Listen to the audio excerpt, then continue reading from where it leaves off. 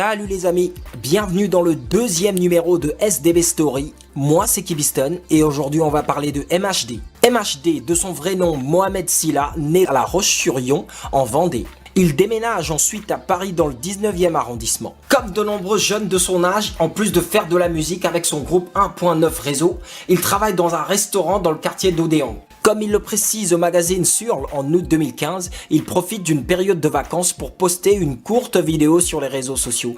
Elle est repostée plus de 2800 fois par les internautes. Le rappeur originaire du 19e arrondissement est reconnu pour avoir démocratisé l'afro-trap, un métissage de musique africaine et de trap. Depuis 2015, il enchaîne les succès populaires comme Akelenta ou ses différents morceaux afro-trap.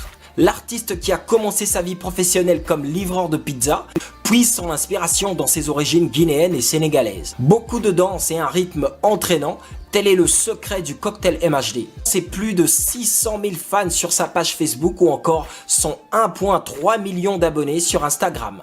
Lorsqu'en août 2017, le magazine SoFoot l'interroge sur les origines de l'afro-trap, il répond « J'étais en vacances avec des amis à Montpellier et on consommait énormément de musique africaine. On écoutait du P-Square et à la fin du morceau, l'instrumental continue. Je me suis amusé à poser dessus, j'ai vu que ça faisait un bon délire. Du coup, j'en ai fait une vidéo selfie que j'ai postée sur Facebook. Et à mon retour à Paris, j'ai constaté qu'elle avait été partagée des milliers de fois, que les gens en demandaient plus. J'ai enregistré le morceau en studio et fait un petit clip. Ça a bien pris et j'ai enchaîné avec un deuxième et un troisième, etc.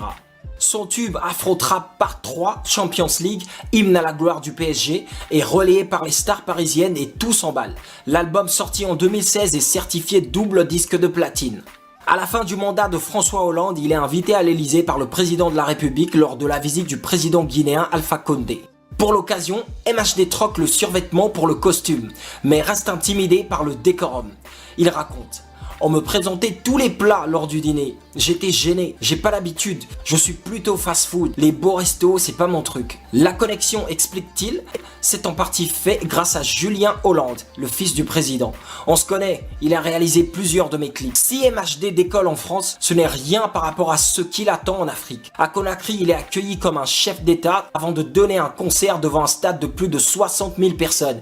Mais le concert ne se passe pas comme prévu. Devant se dérouler dans l'esplanade du Palais du Peuple à Conakry, le concert de l'enfant du pays a tourné court pour des raisons de sécurité. En effet, venus nombreux pour voir leurs compatriotes sur scène, beaucoup sont repartis du Palais du Peuple de Conakry déçus et en colère. Plus grave, certains ont même été blessés ou sont tombés en syncope. Selon un article paru dans le magazine Jeune Afrique, il raconte: je n'ai chanté que 2 morceaux avant de jeter le micro, en réaction à la mauvaise organisation du concert. MHD s'est rendu compte que le public débordait vers le podium. C'est ainsi qu'il a jugé utile d'arrêter le concert pour éviter qu'il y ait des morts, ce qui a été une sage décision. Un travailleur de la société qui a émis les tickets du concert de MHD dénonce la mauvaise organisation, avec son cortège de bousculades, avant même l'apparition sur scène de l'artiste, entraînant la destruction des barrières de sécurité entre le public et le podium.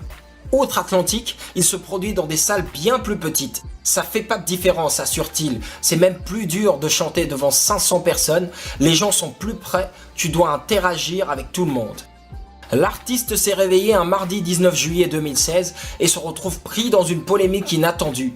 Un tweet sorti du placard datant du 19 novembre 2013 dans lequel le jeune parisien d'origine sénégalo-guinéenne compare le maillot des footballeurs algériens à la tenue des éboueurs. Sur Twitter, la réaction est immédiate. Les internautes sont donnant à cœur joie sous le hashtag Je suis MHD, dans le top des tendances du réseau social. Chacun y va de son petit commentaire, les pros MHD et les contres n'hésitant pas à s'insulter allègrement. Il a choisi de s'exprimer sur Periscope pour répondre à la polémique grandissante. Impossible toutefois de remettre la main sur ce fameux tweet dont seule la copie d'écran circule sur la toile. Le compte Twitter officiel de MHD ayant tout simplement été supprimé. Sur le web, une rumeur circule selon laquelle des hackers algériens auraient piraté son compte, sans être cependant confirmé par le rappeur français, qui devant l'ampleur de la polémique a décidé de s'expliquer sur Periscope. Dans une vidéo de 5 minutes également disponible sur la plateforme YouTube, MHD évoque, pour justifier le tweet, ses échanges à cette date avec un de ses amis algériens à l'occasion d'un match amical entre l'Algérie et la Guinée.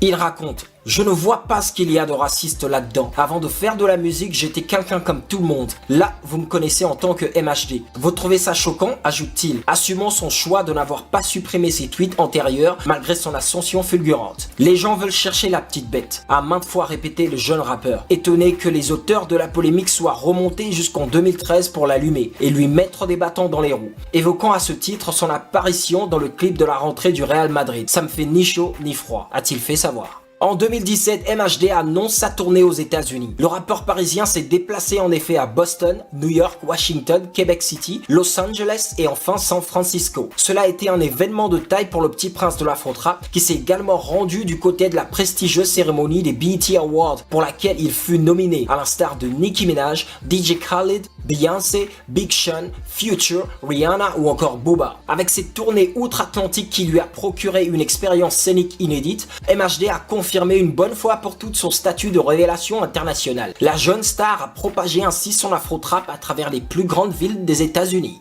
MHD est l'un des rappeurs français qui s'exporte le mieux à l'étranger. Sa musique festive étant plus axée sur les refrains accrocheurs et les pas de danse qui l'accompagnent que sur la complexité de ses paroles.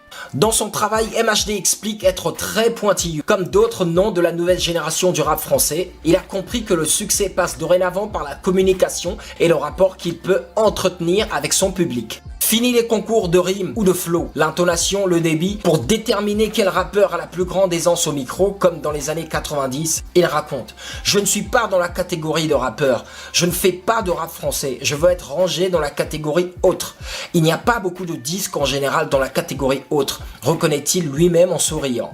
Je réfléchis beaucoup à des idées et à des concepts pour mes posts. Comment je vais pouvoir annoncer la sortie d'un nouveau clip par exemple, détaille-t-il. Il gère lui-même ses comptes Snapchat et Instagram, sur lequel il est suivi par 1,5 million de personnes et rechigne à donner son mot de passe à ses managers. Son téléphone est devenu presque aussi important que son micro.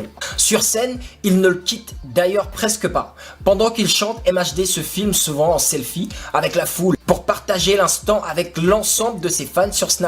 C'est un moyen de leur faire vivre mon histoire, résume-t-il. Ses abonnés en redemandent. Après un disque de platine obtenu avec son premier album et plus de 500 millions de vues récoltées sur YouTube avec des freestyles afro-trap, celui que l'on surnomme Cafou poursuit donc son incroyable ascension vers le sommet qui, on l'espère, l'amènera à bon port. Ça y est, SDB Story c'est terminé. N'oubliez pas de vous abonner à notre chaîne et de nous lâcher un petit commentaire car vos avis comptent. Ciao!